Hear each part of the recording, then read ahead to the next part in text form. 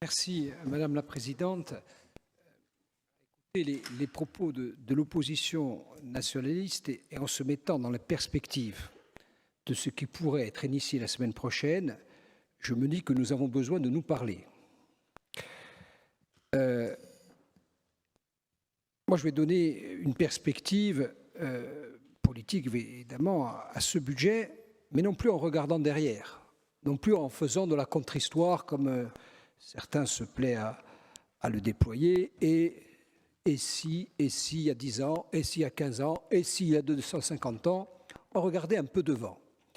On a une perspective qui s'ouvre à partir de la semaine prochaine, et je me demandais s'il n'était pas bon, dès à présent, de distinguer tout ce qui relève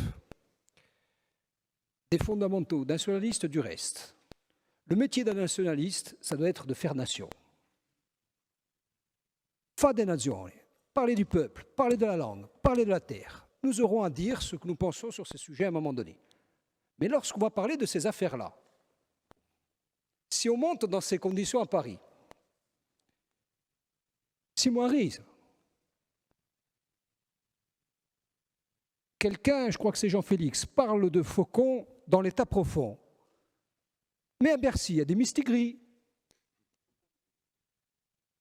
Les mistigris, ce sont des félins sauvages mal domestiqués. Où il y a tout holpe, Paul Félix. Sauf que où il y a tout holpe, monsieur le directeur général de service, c'est un peu le mistigris local. Il n'est pas domestiqué, il est état sauvage, et il est assez peu répandu. Les mistigris à Bercy peuplent tous les étages. Nous devons avoir une ligne directrice partagée sur le minimum minimorum, le plus petit dénominateur commun qui nous unit, qu'il s'agisse de fiscalité, qu'il s'agisse d'investissement. Double question, Monsieur le Président. Au moment où celui-ci se fait fantôme, ou mistigris, ou des problèmes d'ordre prostatique, dites-vous, monsieur le cher docteur, je ne sais pas, je m'inquiétais. Le message lui sera transmis. Double question.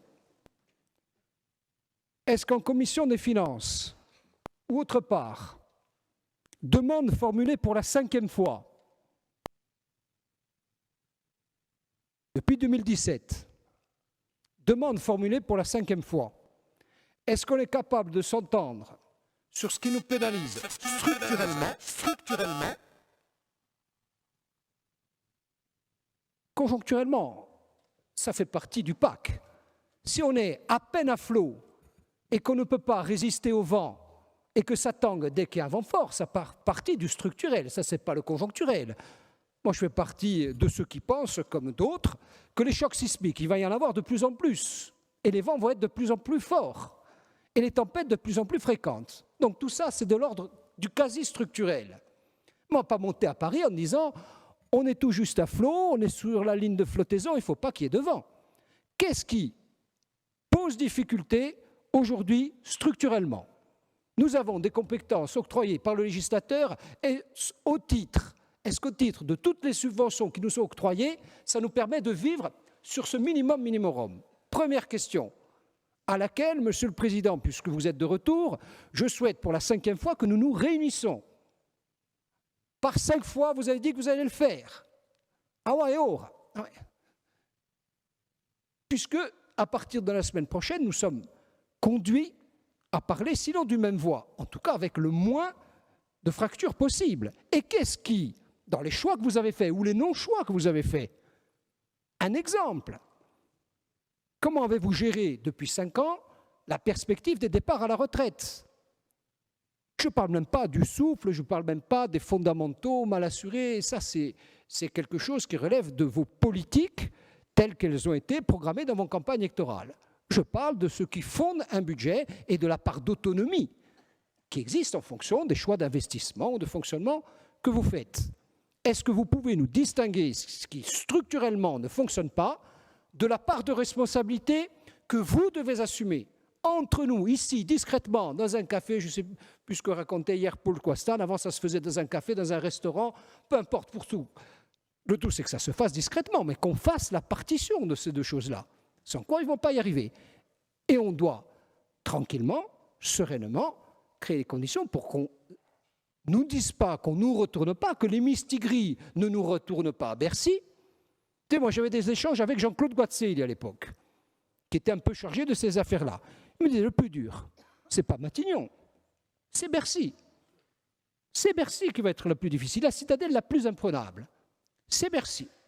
Deuxièmement, deuxième question, Monsieur le Président, oui ou non allons-nous aborder dans ces discussions, qui à mon avis seront plus longues que la perspective de décembre 2022, mais enfin, continuons à croire à cette illusion, fixons au moins cet objectif pour avancer au plus vite.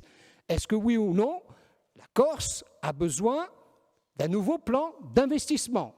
Est-ce que rapidement, en mettant les 10 sujets sur la table, ça va du port de Bastia au Acqua 2050 et compagnie, certains d'ailleurs projets sont déjà aboutis, est-ce que oui ou non, on peut monter à Paris en disant, voilà les 4 sujets sur lesquels il faut mettre le paquet? Est-ce que dans un temps, dans un calendrier, dans une méthode que vous fixez assez rapidement, on peut s'entendre sur ce sujet? Moi, nous n'avons que ces 2 questions-là à poser pour l'heure. Si nous ne répondons pas entre nous à ces 2 questions, pas pour vendredi prochain. Vendredi, c'est un amorçage, il y aura des photographes et puis on dira que tout ça est amorcé.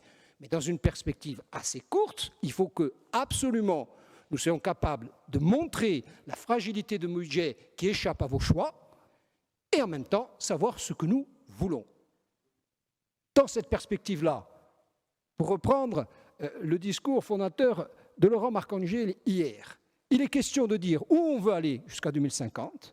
On vous répète ici que nous allons prendre notre part de l'effort sur ce sujet et que nous ferons preuve à la fois de rigueur, de loyauté, en mettant, ce qu'on a de compétences, en tout cas d'expérience sur ce sujet, en écrivant, en parlant de contre-histoire, la contre-histoire de Madame Bovary, mon cher Paul Jo.